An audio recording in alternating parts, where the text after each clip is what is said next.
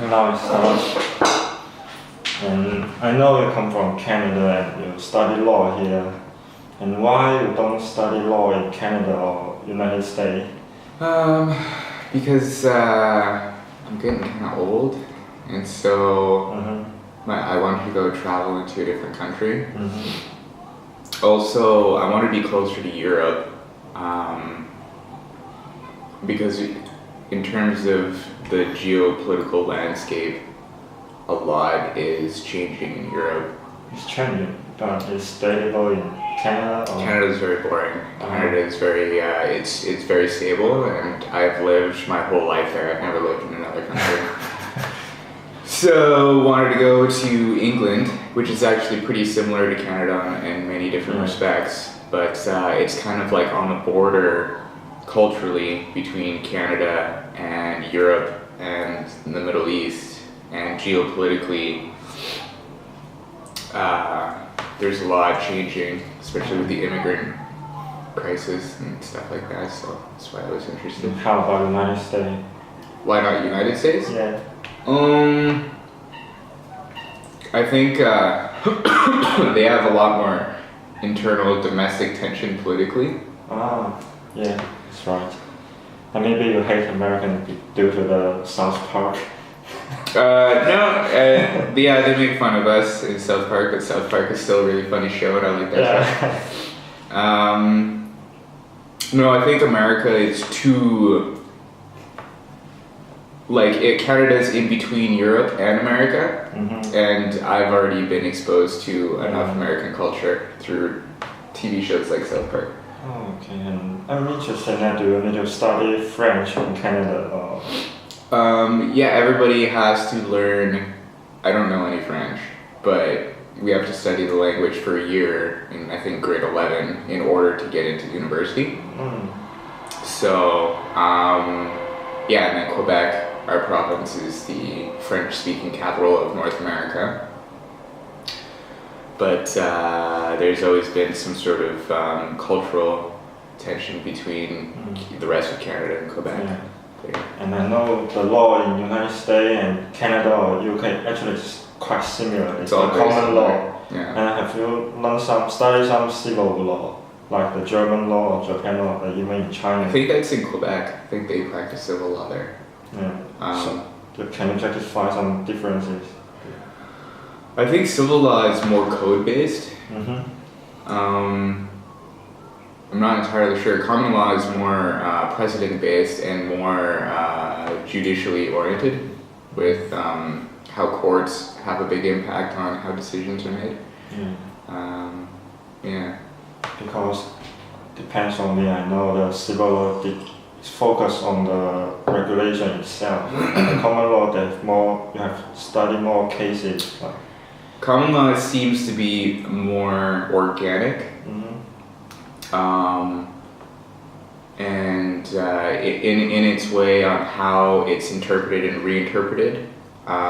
It does have a momentum behind it on how interpretation proceeds anytime a case comes up, because they're bound by precedent. But it does offer some flexibility, especially if the court is of a higher level, like Court of Appeal, High Court, Supreme Court. So which legal system is better? Which you always prefer? It's tough. I don't know. Laws themselves are difficult, because then you get into more politics when you ask that question. To me, I like the civil law because the common law is too complicated. It's too complicated. It's more inaccessible because you need to know, because it's not as concrete, right? It's not written down as code or statute like they do in civil. But if you get the landscape internalized, it offers more flexibility, I think. So, and in that flexibility, I think maybe there's more of a dialogue between the people living in the country and how the laws are made, because it is a little bit more dynamic. I'm not sure about that, but I've been exposed very limited to civil law. So. And how about career plan? Do you want to become a barrister or solicitor or stay in a firm? I think actually the profession of law is going to be a little bit more antiquated. So I think because you know how I'm interested in the blockchain or distributed ledger technology is what they call it now, like Bitcoin and that technology. I know you invest a lot about Bitcoin. Just how contracts are made and they're digitally backed by an algorithm. It takes away a lot of the trust issue between parties. And I think that moving forward, the concept you learn in law, philosophy, political science, and computer science are going to kind of dictate how our society moves forward. Yes, but now more people are challenging the blockchain because they think it's like a fake technology. I think somebody just invest them and sell them, not actually improve the blockchain. Yeah, I think a lot of that is there's a term called FUD, fear, uncertainty, and doubt. And I think there's a lot of that being injected by media corporations that are owned or heavily influenced by central banks.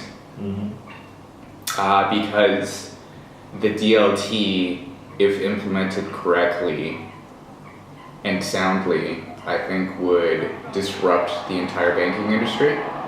And I think now that the blockchain, especially Bitcoin, is being more and more entrenched, there's about a 2% market penetration in it. Yes. And it's less than that. It's like 2% of investors, so it's like 0.2% of the actual population. And if that takes off, then we don't need banks. Yeah. Right. So. Are there any law to regulate the digital currency in the UK, if you know? Yeah. Sorry, what was that? Any regulation to regulate the blockchain or the Bitcoin? I think the fiat nexus points where you trade for pound sterling or US dollars, or Canadian dollars, or whatever, I think they're going to try to heavily regulate that. But once a digital cryptocurrency becomes mainstream and is traded amongst people peer-to-peer in and of itself without having been kind of translated into the fiat system, I don't see how regulation could get over that. Because right now, like, you know, the website Craigslist, where you buy used items, now there's a setting on there that you can accept cryptocurrencies on that website, and so you can do bartering straight direct with cryptocurrencies. And the thing about cryptocurrencies is that if you pick a good one, like Bitcoin or Litecoin, if you have a recognized trusted wallet, there's no counterfeiting, and so I can send it to you within 10 seconds, cell phone to cell phone. While even things like silver or gold coins, they can be counterfeited, and unless you have specific equipment, you can't really test if it's counterfeited. So, I think it's pretty trusted system.